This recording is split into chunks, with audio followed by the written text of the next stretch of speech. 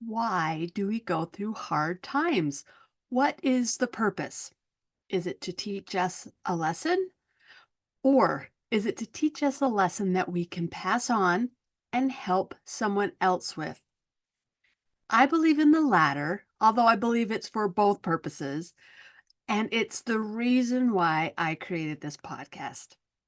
Through my own hard experiences, I felt that I had learned some things that have helped me to progress and grow. And what if someone would have shared their experiences and growth with me when I was going through some of the hard things in my past? Would it have helped me to learn faster and to get out of the pain sooner? While we'll never know for sure, I'd like to think that it would have. We are social creatures for a reason. If we can't help each other through the hard times, then what's the point?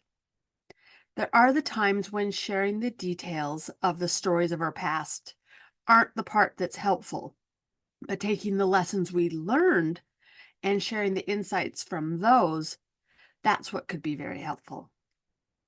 We don't always need to have a tell all session. When we're reaching out to someone else, then it should be more about what they are needing. Sometimes biting our tongue and listening with the intention to just understand what they are feeling is all that they really need. Our basic needs of feeling lovable, capable, that we belong and are safe could be where you start when you listen to another person. When others are with you, do they feel that you love them? When someone is sharing a struggle that they are having, do they feel that you see them as capable? When a friend opens up about something that is really hard for them, do they feel like you are right there with them to support and love them without any judgment? And does your friend feel safe with you, like they have been seen as they truly are, and that you accept them exactly as they are? These are basic needs we all have. When they're not met, we feel disconnected. Now, let's turn these questions in on ourselves. You know that I always like to do that. The experiences you've had in the past have prepared you for what's coming next in your life, too. When you are going through something challenging, do you listen to your thoughts and respond with love? Do you acknowledge those thoughts as thoughts coming from a person who is deserving of love? Have you ever thought about it that way? How do you listen to your own thoughts? Do you listen? When you have learned how to listen to yourself, do you acknowledge yourself as a person who may not have figured out what to do next and that you are capable of figuring it out? Do you allow yourself time to make a decision without beating yourself up for not knowing exactly what comes next? When you feel alone, do you remember that you are never really alone? Do you acknowledge that the person who knows you better than anyone else in the whole world is always there for you? And that person is you. And when you feel anxious or afraid or unsure of yourself, do you speak kindly to yourself so that you can feel safe and seen and valued for exactly who you are and where you are in this life? Now, you may need to go back and listen to all those questions I just asked.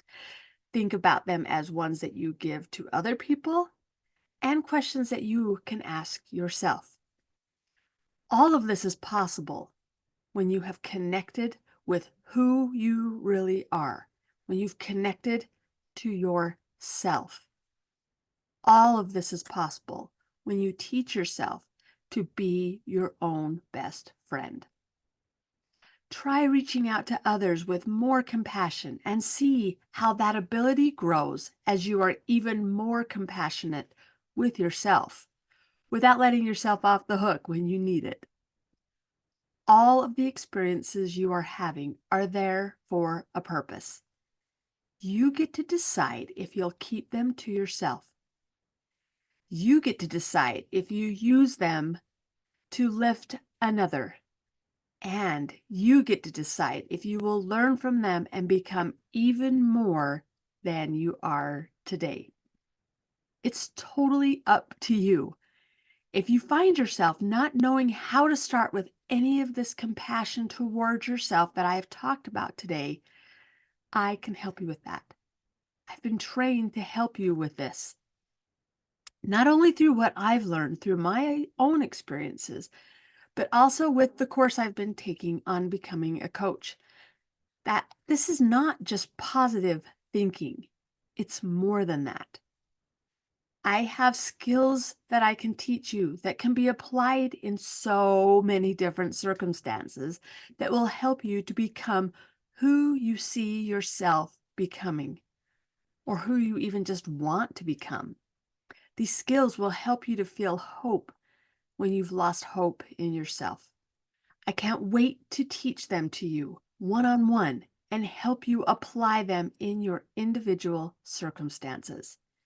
Now, if you register with me for a mini mentor session before the end of January 2024, you can still get 4 one-on-one sessions with me for only $100.